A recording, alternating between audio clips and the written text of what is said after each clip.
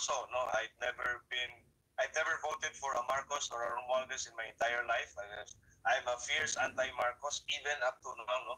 Pero talagang when PRRD decided na ipalibing doon nga sa libingan ng mga bayani, itong si Marcos Sr. na nga, no, it made me realize, and it gave me a certain sense of how the man PRRD is and how he thinks, no? Because I understood na hindi naman talaga dahil bayani siya, but because it's in the law. He's a former president, he's entitled to be interred dun sa libingan ng mga bayani. That's one reason. Second is, ito yung nakita ko, no?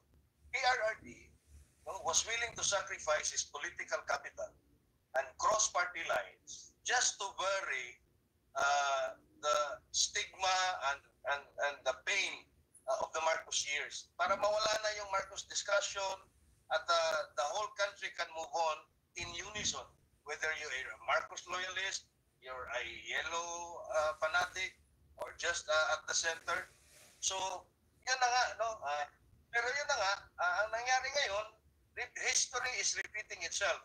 Whereas Marcos Sr. was destroyed by his wife and his first cousin Cocoy Romualdez, Marcos Jr. is also being destroyed by his wife Lisa Araneta Marcos and his first cousin Martin Romualdez Marcos, the son of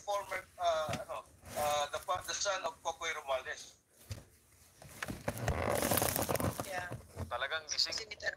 Opo, gising na gising talaga ang taong bayan ngayon, Sir Elmer at Ma'am Lorraine. Kasama din natin ang ating partner sa studio na si partner Almar Muswar. Isa po siya sa mga SMNI reporter. Almar, mayong buntag.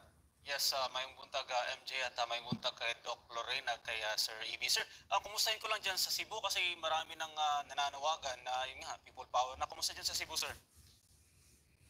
Yes, magandang umaga, no, Almar. And ayun na nga, no, I'm in constant communication with our group here in Cebu as well.